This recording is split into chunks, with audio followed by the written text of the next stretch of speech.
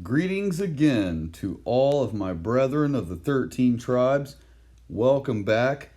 I'm sorry I haven't had a big presentation for you in a while. This one is big. It's a big study. It has a lot of information. You could spend days and weeks going through all of this stuff, and I hope you do. I encourage you to do so. But I'm going to, for brevity, try to blast through as much of this as I can, as quickly as I can. And then, of course, you can use the video or however you like to re-reference things to look up later in the study. But we're going to try to get through this quickly. Basically, I'm going to the other videos I put out about this subject already put to rest this issue. But there was so much more information I could have offered and didn't in those videos that I figured I'd go ahead and offer one or possibly two more videos about this topic, and just to give you all the facts and all the evidence on your side and load it up in your ammo box so that when people confront you, you'll be able, or if beasts confront you, I should say, then you'll be able to quickly dispel any argument they have with this evidence and with the evidence I've already posted in other vids. But let's get going. So what I did, my approach for this one is I have a list for you of things mentioned in the Bible that are used by biblical men regularly, or that biblical men saw regularly, or that they interacted with at some point, and that God uses, and all these different things. It's going to not only show the location of the world where all these events were taking place, but it's also to show that these people have experience with all of these different things, whereas the supposed Hee-Bruise that are, trying to be bolstered nowadays by the you-know-whos, they had no contact or with any of these things, had no concept of any of these things, or eyes had never seen any of these things, or ears had never heard about any of these things until, millennia later, multiple thousands of years later, when white people started exploring and stumbled across these other types and exposed them to all these things. So here we go. Sword. The sword is mentioned 404 times in the Bible. I'm sure that it's not a whole 404. There may be somewhere in here a verse here and there where the word sword fits into some other word or name. But for the most part, 400 instances of the word sword. Swords are not popular in West Africa, Sub-Saharan Africa. They were never a thing. They were never conceived of down there until millennia after swords had already been used and understood and been created. Of course, metallurgy in general is not a thing in West Africa. It never was, especially during biblical times and all the times after, up until even modern day. So swords wouldn't have even been possible in those areas other than maybe made by wood or whatever. But still, we have no concept. There was no concept of that in West Africa at any time. You don't find any evidence of that really anywhere other than fake makeshift sites that have been created, or diversity hire people put in charge of writing a little article for actual supposed legitimate established places like Britannica and Dictionary, Webster's, and all these things. There are actually diversity hires that are being put in charge of writing articles for those big names now.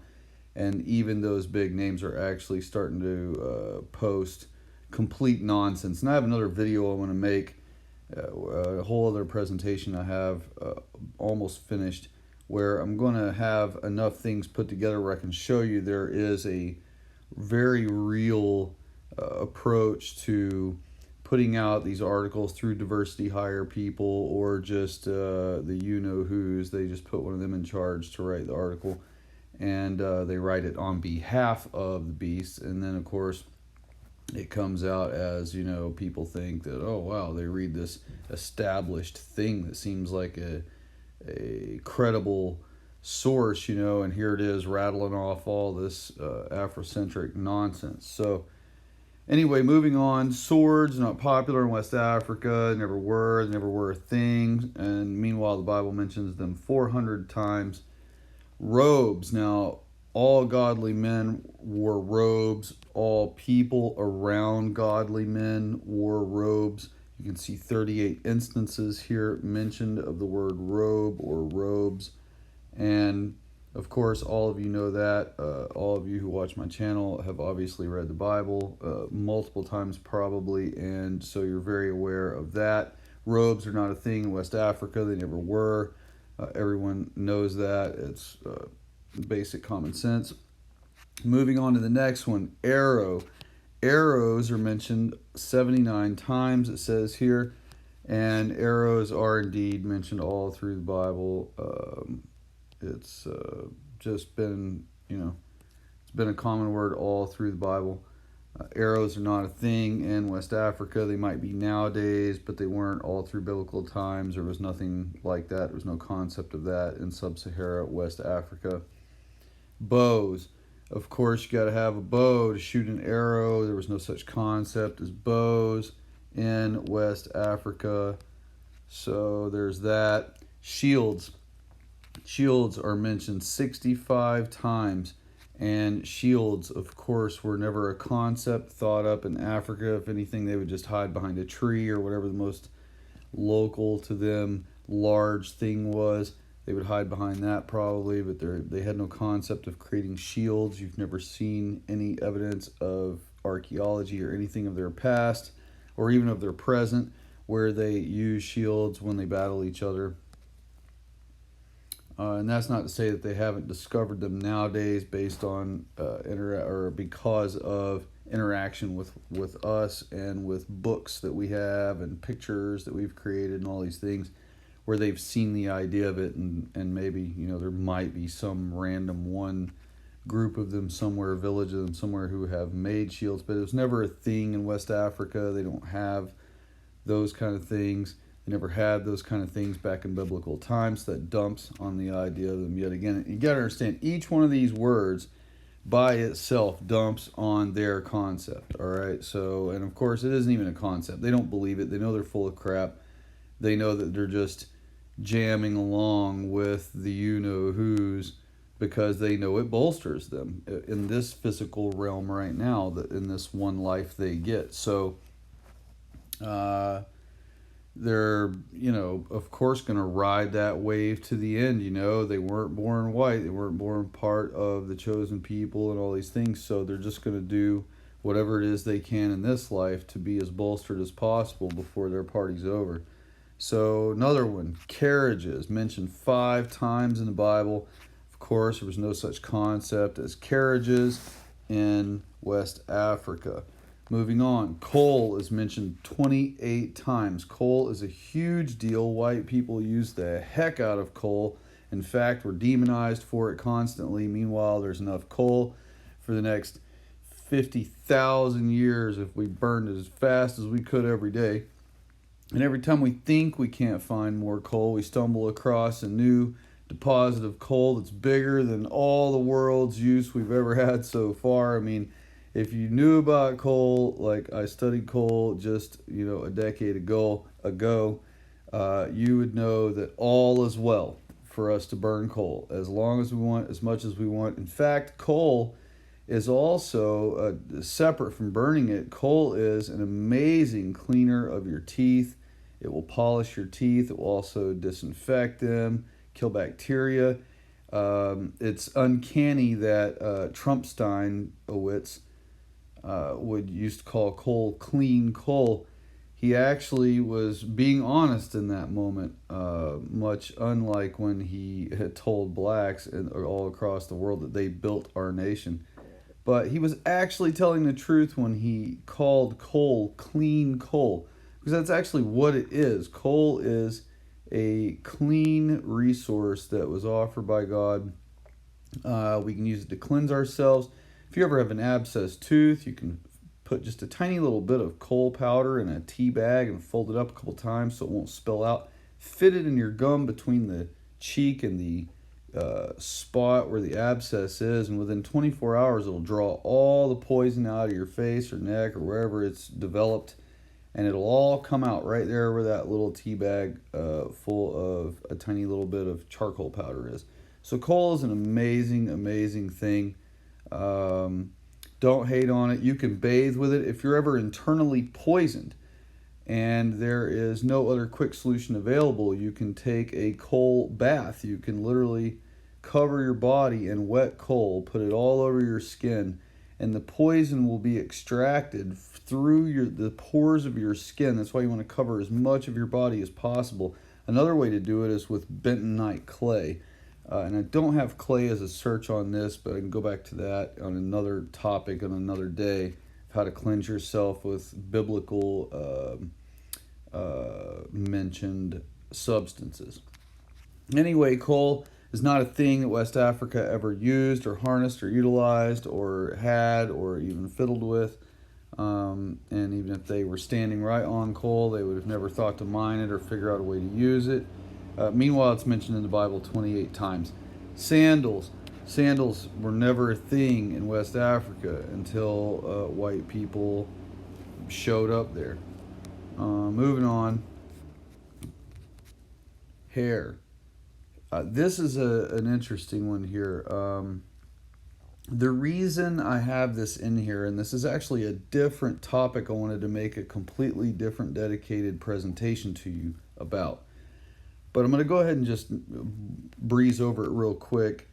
The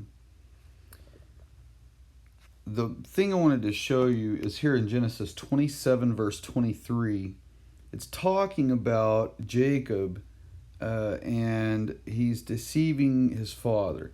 And Jacob had hands that were hairy, just like his brother Esau's were. So the point of me showing this is that hair on hands is a popular trait among Europeans, which is white people, and Mediterranean people, which that can also include further east, like Indians and all these other things. But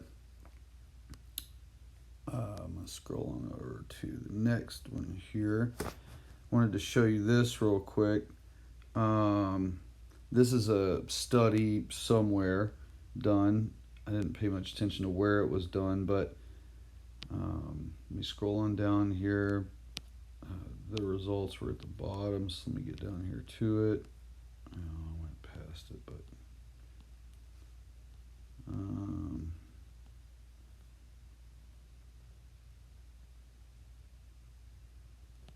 where was it? Here we go.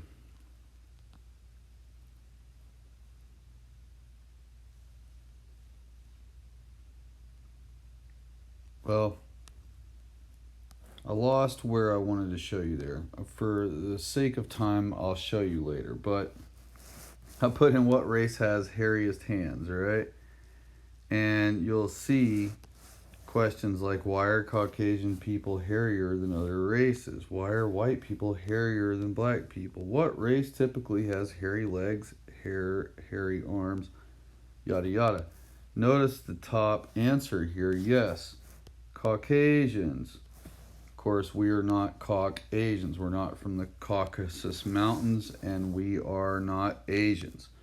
But Caucasians is a word they use for white people, because the word white people is like the word ether in scientism. It just makes them cringe.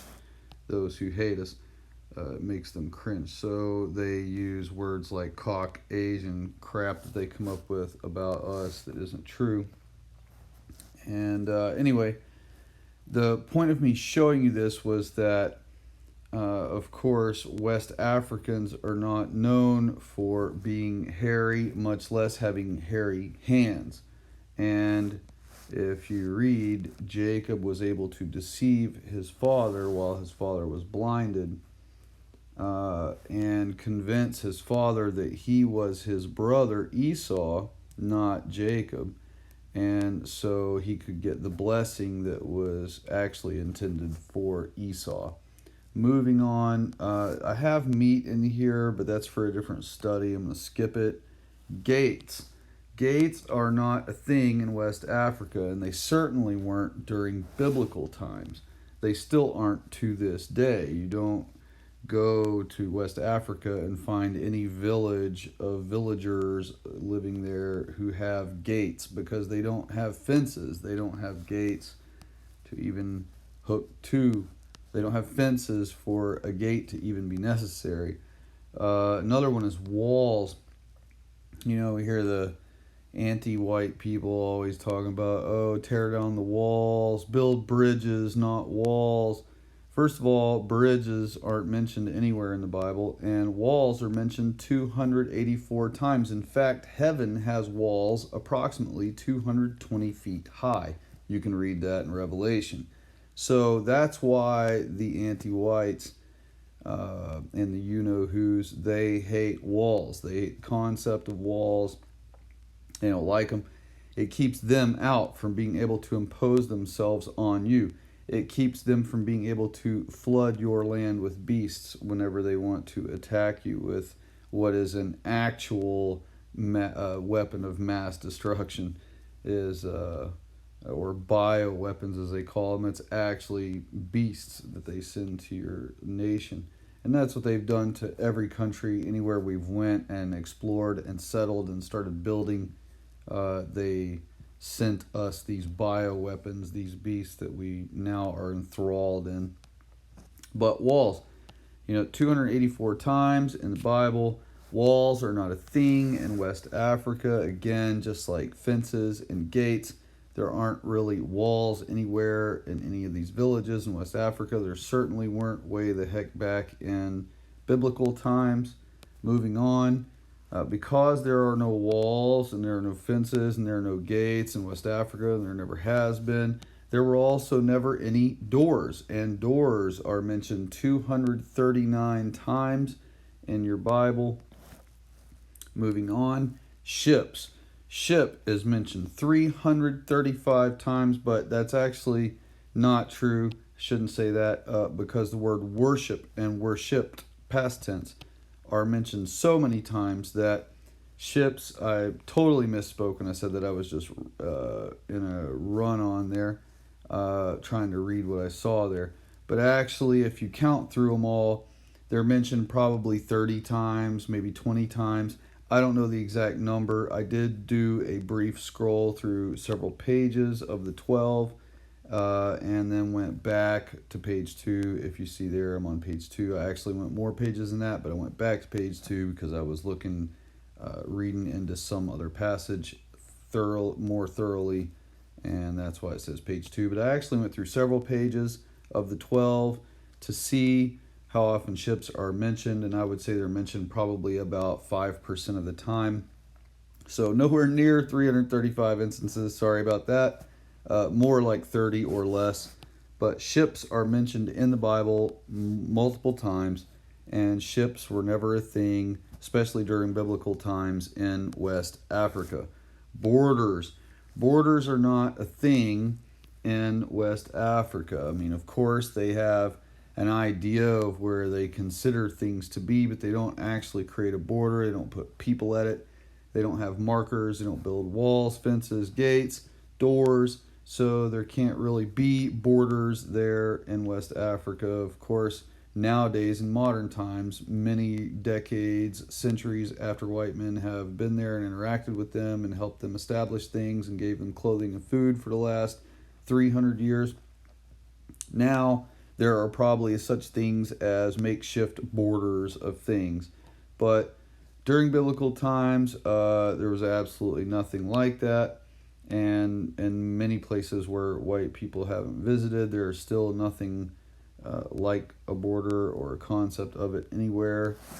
Moving on, wagons are mentioned in the Bible 9 times. They are not a thing. They're still not a thing in places untouched by white men in West Africa, and they never were in the past, and that's why they still don't exist there even today.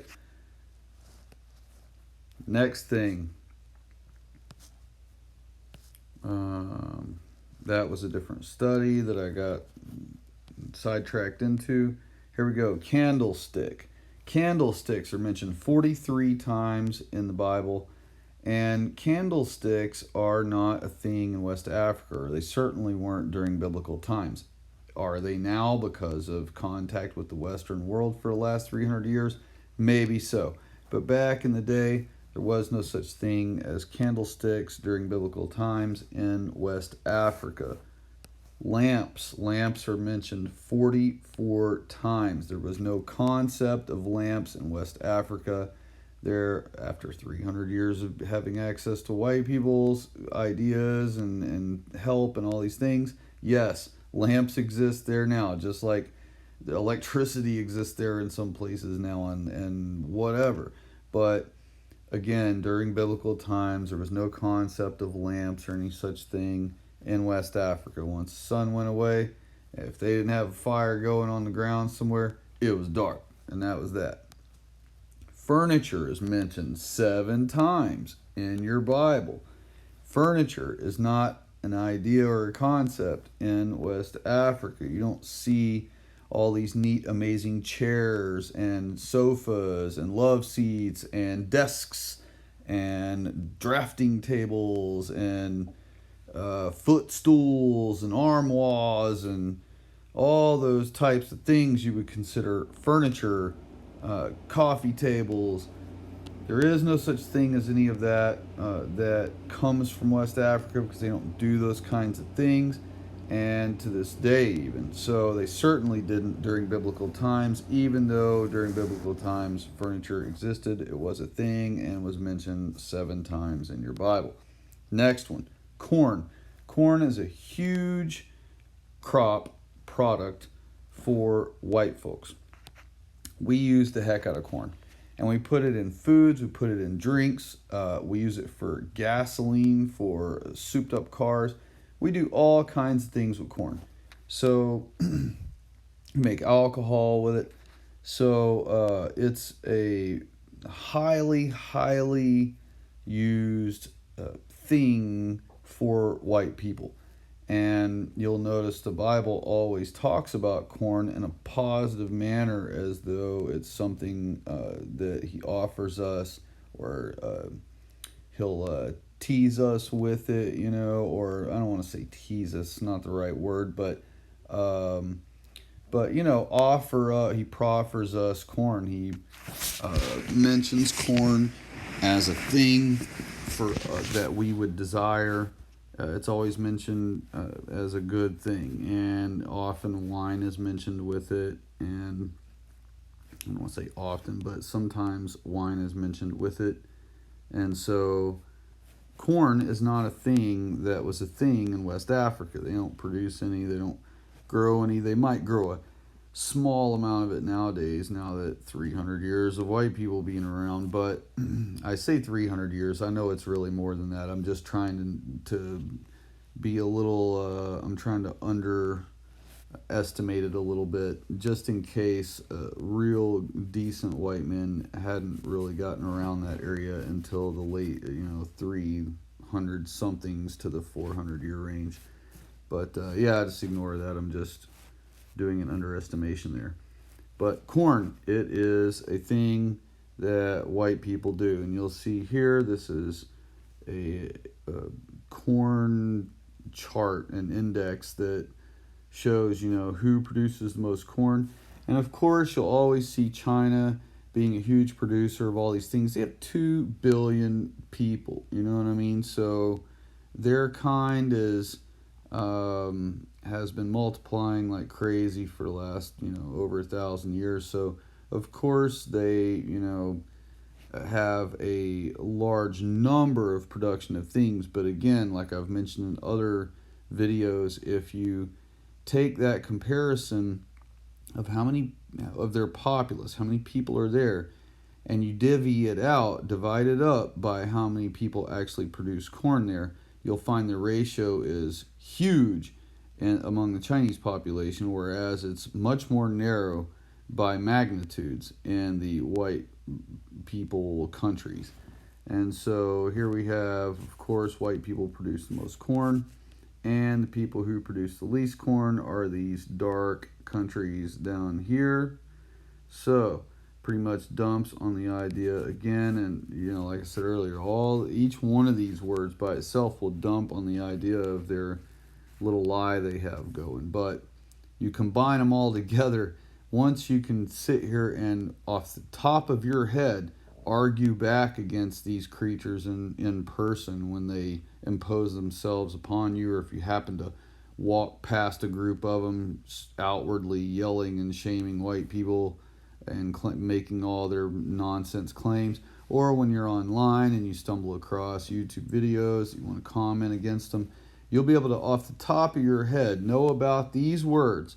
If you study these different words, or even if you just memorize these words from this video simply and look no deeper into it than that, you will already have all these words memorized that you can be like, oh, oil is mentioned in the Bible tons of times. West Africans never had anything to do with the oil. And of course, of the 394 instances here you see oil in, of course not all of them are the mentioning of actual oil. You see here the first example is toil, the third example is spoiled, fourth example spoiled. So there are plenty of mentions of oil, though, all through the Bible. And in fact, oil was a part of our sacrifices. It was part of the meat offering, was flour mingled with oil. So oil has always been a thing since the beginning of our history. God has required us to utilize oil and sacrifices, and the type of oil we use that we call petroleum, that we use for fuel and for lubrication of machinery and stuff like that, is a totally different kind of oil. It's not the same oil. These oils were based on surface plants, whereas petroleum, even though it's from plant life, believe it or not, yes, it is from plant life, broke down plant life, but it is from the ground, from beneath the ground. So there's a difference in the types of oil. There's surface oils from plants that are on the surface, and then there is broken down plant life that has become petroleum, or what we end up making petroleum from. Anyway, I know most of you already know that. I'm just covering those basics for folks who are maybe stumbling across this video for the first time and don't understand all the things that you understand yet. So I apologize if I cover some things or many things that many of you who watch our channel already know. So, moving on, incense. Incense was never really a thing during biblical times in West Africa. Yes, these days, since they have access to Western things and Far Eastern things, incense is probably more common there now, or exists there, I should say, nowadays. But those people that create incense on the other side of Africa, they typically keep it among themselves. It spreads all over the place, but I mean, it doesn't really go to West Africa. I mean, they don't really get a whole lot of this stuff, I don't imagine, and they definitely didn't during biblical times. It wasn't even a thing or a concept they knew of back then in biblical times. Moving on, tents. Tents are a huge thing all through the Bible. Our godly men, our people, all through our history of time have built tents. And so tents are really a white people thing. I mean, there's really, nowadays, of course, you will see, Arabs will set up a tent here and there and whatever. And I'm sure they eventually, after they saw our people making tents, they copied that idea many thousands of years ago. And so they've been doing the tent thing too for a lot of years, a lot of centuries, maybe several millennia. But tents were always a big thing with our people specifically. And West Africa, tents are not a thing. They certainly weren't during biblical times. Moving on, flour, like I mentioned about the meat offering earlier. The sacrifices that we had to give God before Christ came and died on the cross, one of the offerings of the sacrifice had to be flour. Flour is a huge thing in white people world. Here is a chart for you to observe of wheat and barley. Now, of course, flour is made from those things, and I have one specifically for flour. And I don't see it here, but I do have one specifically for flour. Let me see here. Nope. Oh man, I'm giving you sneak peeks that you'll know is coming up in a minute. Sorry about that. So anyway, I have one for flour. I don't know why it's missing all of a sudden. I must have jumped off of it, but here is a picture of discussion about wheat, and you can see English in blue. That is the literature available about wheat, and that is the literature amount worldwide available about barley in a specific language. So you'll see that white people are the dominators of wheat and barley, which I also have searched here in the Bible. Barley mentioned 35 times in your Bible, and wheat is mentioned, I forget how many times. I don't have it set up here for that. Somehow I got a couple of these tabs jumbled, but here we go. This was the close-up of that discussion that I was looking at. And you know, some people ask about what about Asians? What about Asians? Well, I can't give you solid answers about Asians other than they have nothing to do with our people. They're not our tribe. They're not of our tribes. And rice is not mentioned in your Bible. When you see here 50 instances of rice, you go through every one of them and it will be the words thrice and price. There is no mention of rice in your Bible. So he is not the God of Asians. They have their own gods. They still have their own gods to this day. They had those same gods all the way back then. And even though they heard of the truth of actual creation and of our actual God, in fact, our actual God and Noah's flood, the Great Deluge, and all those things are mentioned in the literal letter characters of ancient China's writing of their letter characters. But it doesn't matter. They have their own gods and they follow their own gods, and so they are not a part, and they are not a part of our people. That's why they don't have the characteristics we have. So I don't have a bunch of answers for you on Asians because I don't have it compiled together for me to really lay it all out there for you. One of these days, maybe I'll get around to doing it. But the bottom line is they are not of our people. They don't blush. They don't have the multi-eye color characteristics. They don't have the multi-hair color characteristics, multi-hair texture characteristics. And so they are just not of our people. They're not a part of the Adamic race. So no rice mentioned in the Bible. Moving on. Wheat production. There it is, finally. I was trying to find this earlier so I could show you. The largest wheat producers and exporters, the United States, of course, biggest one. Russia, second place. Canada, third place. Australia, fourth place. Ukraine, fifth place. All white countries, you know what I mean? So we are the dominators of wheat production, and wheat, of course, I didn't have it set up there, but what I'll do is I'll pull up wheat right now on this search just to show you that wheat is mentioned 52 times in your Bible. So there you go, and white people are the dominators of wheat and always have been.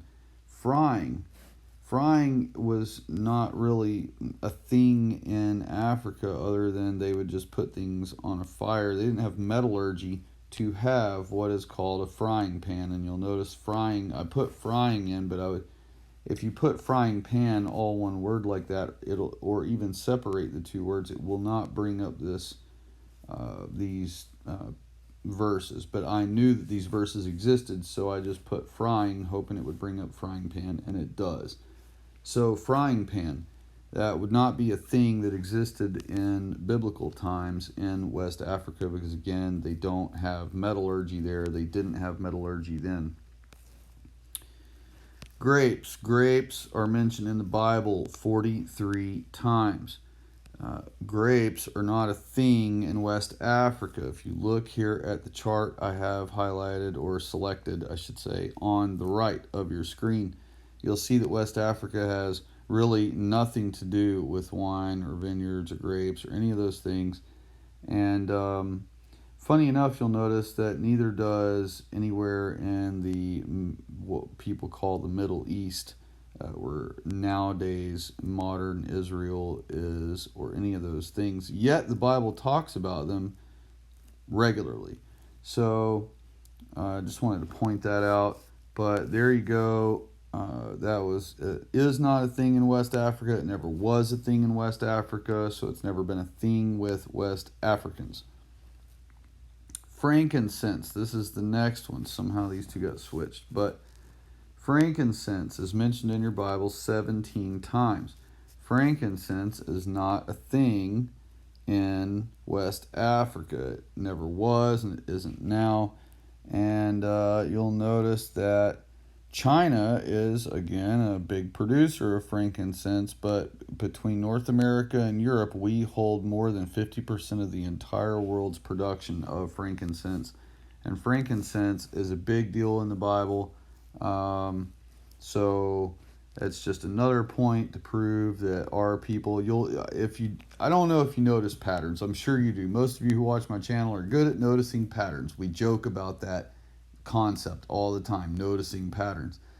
And I hope you're noticing a pattern tonight, where every single word that we've pulled up on a search here have been things that white people are heavily involved with, and that Western Africans and the you-know-whos are not involved in really at all. Next one, galbanum. Now, I'm not going to go deep into this one. I had it pulled up. It's in another search, and I got out of it somehow, or I lost that tab or whatever. But I'll get to this on another day. It's a deeper subject because there's argument about how they get it and all these things, and who actually produces it the correct way, or the real galbanum. Anyway, it's a long story. We'll skip that one. Horses are mentioned in the Bible 188 times, or maybe a little less than that if the word horse somehow fits in other things, like horseman here in Exodus 14:17. But again, a horseman is still a person who's interacting with horses. So I'm just saying the word horse, or an actual horse, may not be mentioned 188 times, but the concept of the horse, even in the word horseman, still applies to the word horse, in my opinion. So over 180 times horses are mentioned in the Bible. Horses were not a thing in West Africa during biblical times. Meanwhile, white people are the absolute dominators of horses. Period. Dot. There's no one else that comes even remotely close to how white people have dominion over horses. Chariots, not a thing in West Africa. Certainly they weren't during biblical times, for sure, especially since they don't even exist now to this day. So here you go. There's that. Moving on, shields. Shields were not a thing in West Africa. I mentioned earlier that yes, after 300 years of being around, 300 or 400 years being around white people, interacting with them sometimes, and seeing literature of ours and books of our history and all these things, they may have seen pictures of our people holding shields and have copied it since, but they had no concept of that back in the day during biblical times. Books are mentioned 181 times, and how ironic, but here it is, books. And funny enough, books are actually mentioned more than scrolls. I'll show you here, scrolls. There's only 2 instances in your Bible of scrolls, even though you always in your mind think about biblical men would have been reading with scrolls. But meanwhile, the Bible mentions books 181 times. So books were certainly not a thing in West Africa. They're not a thing with West Africans who are here in America, much less West Africans that are at home where they all belong.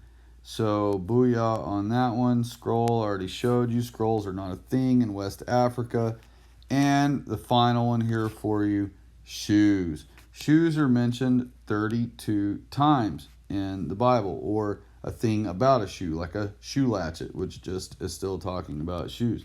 32 instances in the Bible. Shoes, of course, are one of West Africans' favorite things nowadays.